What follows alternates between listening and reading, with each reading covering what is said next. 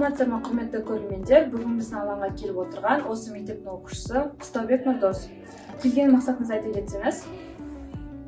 Саламатсыздар ма? Қоршаған ортаны қорғау мақсатымыз экологиялық саладағы проблемалық мәселелерге назар аудару және елдің экологиялық қауіпсіздігінің жағдайын жақсарту болып табылады. Ең алдымен адамдардың өмір сүру сапасын, олардың әл-ауқаты мен денсаулығын анықтайтын атап өтеміз.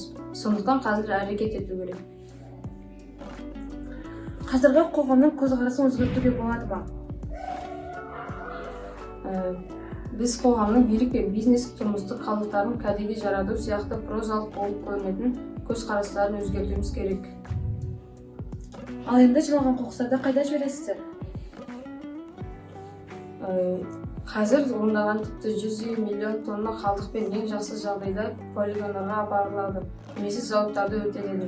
Ең нашар жағдайда, шынын айтсам, олар кез келген жерде құлап кетеді. Көптеген елді мекендерде маңайлары алып қоқыс алаңдарына айналды. Бұл туралы мен сияқты сіз де білетін шығарсыз. Қазіргі өркениетті қоғам бұлай өмір сүре алмайды. Өздеріңіз білетіндей, олардың тазалайтын жерде емес, қоқыс тастамайтын жерде. Ең көп тасталатын қоқыс қандай? Ең көп тасталатын қоқыс полиэтилен, бакалашка бөтелкелері. Оларды сабағымызда құрал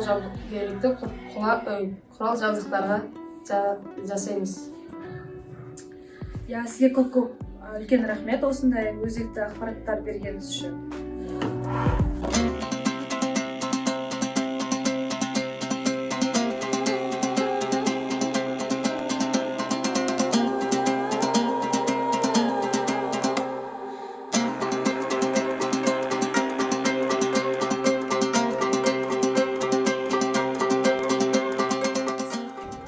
Балтабай Адамбаев атындағы тірек орта мектебінің еріктілер тобы. Бұл топтың құрылу мақсаты оқушылар арасындағы экологиялық мәдениетті, туған жер табиғатына қызығушылық таныту.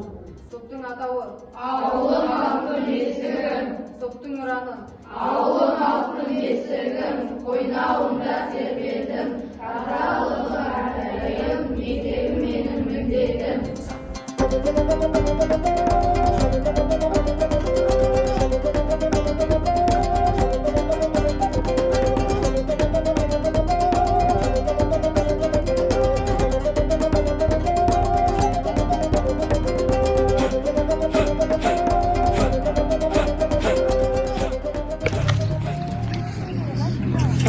Мен Балтабай Адамбаев атындағы тірек орта мектебінің 8-ші сынып оқушысы Құстаубек Нұрдос. Саламатсыз ба? Саламатсыз. Өзіңізді таныстырып өтсеңіз. Менің есімім Тұрсынбек Сәрсенбаев. Осы Сарысу ауданының Саудакент ауылының тұрғынымын. Қандай сұрақтарың бар, қоя бер. Осы жұмыстары оқушылардың еріктілер тобы жасаған жұмысы дұрыс па? Өте дұрыс. Мен осы Адамбай мектебінің ұжымын жақсы білемін. Және де осы тұрғылықты жерде болғасын күнделікті байқап отырамын. Ауылдың тұрғынымын. Өте тазалықты өте дұрыс жүргізіп жатыр. Біздің президентіміз Тоқаев мырзаның бастамасымен жаңа Қазақстан деген байланысты экологияны дұрыс сақтауымыз керек. Тазалықты өте дұрыс бағалауымыз керек. Тәрбие отбасынан басталады. Міне үйлеріңізде қалай тәрбие болса, сол мектепте де сондай тәртіпте тәрбиелі болыңдар балалар.